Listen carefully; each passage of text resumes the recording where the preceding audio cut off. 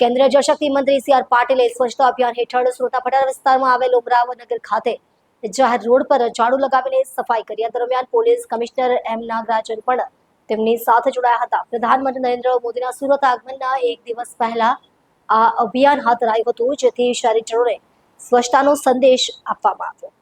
મંત્રીશ્રીએ કહ્યું કે વર્ષ 2014માં પદભાર સંભાળ્યા બાદ સૌપ્રથમ સ્વચ્છતાને પ્રાથમિકતા આપવામાં આવી હતી, જેના સારા પરિણામો આજે જોવા મળે છે. તેમણે જણાવ્યું કે અત્યાર સુધીમાં 12,000 કરોડ રૂપિયાના ખર્ચે શૌચાલય બનાવવામાં આવ્યા છે, જેનાથી ગ્રામીણ વિસ્તારના લોકોને મોટો લાભ થયો છે.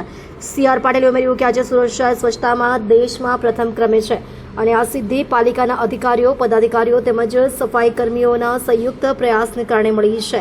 તેમણે આ નંબર જાળવી રાખવાનો આગ્રહ પણ વ્યક્ત કર્યો. પીએમ મોદીના કાર્યક્રમ અંગે મંત્રીએ જણાવ્યું હતું કે જે શહેરની મુલાકાત લેવાની હોય તેના એક અઠવાડિયા પહેલા સ્વચ્છતા અભિયાન હાથ ધરવાનો આગ્રહ હોય છે. આવતીકાલે પીએમ મોદી સુરત પધારી રહ્યા છે, જેના પગલે આજે ઉમરાવનગર ખાતે સફાઈ અભિયાન યોજાયું. તેમણે જણાવ્યું કે મેલેરિયા અટકાવવા અને પાણીના ભરાવને રોકવા પાલિકા દ્વારા 900 જેટલા કેમ્પનું આયોજન કરવામાં આવ્યું છે. સી.આર. પાટીલે સ્વચ્છતાનો સંદેશ આપતા કહ્યું કે સ્વચ્છતા માત્ર ઘર સુધી સીમિત ન રાખતા મહોલ્લા, સોસાયટી, શેરી, રાજ્ય અને દેશભરમાં સ્વચ્છતાનો આગ્રહ રાખવો જોઈએ. પીએમ મોદીના અભિયાનને કારણે આજે બાળકો પણ જાહેરમાં ચોકલેટના રેપર નથી નાખતા, તેથી આપણા સૌએ સ્વચ્છતાની આ જાગૃતિનું અનુકરણ કરવું જોઈએ.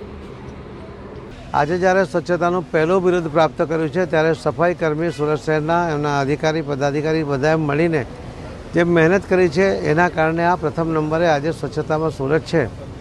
આ નંબર જાળવી રાખવું અને અલગ અલગ સમયે આવી સફાઈ ઝુંબેશ કરતા રહેવું. માનનીય પ્રધાનમંત્રી મોદી સાહેબ જ્યારે કોઈ શહેરમાં વિઝિટ કરે છે એના એક અઠવાડિયા પહેલાં ત્યાં સફાઈ ઝુંબેશ થવી જોઈએ એવો એમનો આગ્રહ હોય છે. એના કારણે સ્વચ્છતાનું પ્રમાણ એક વધે છે.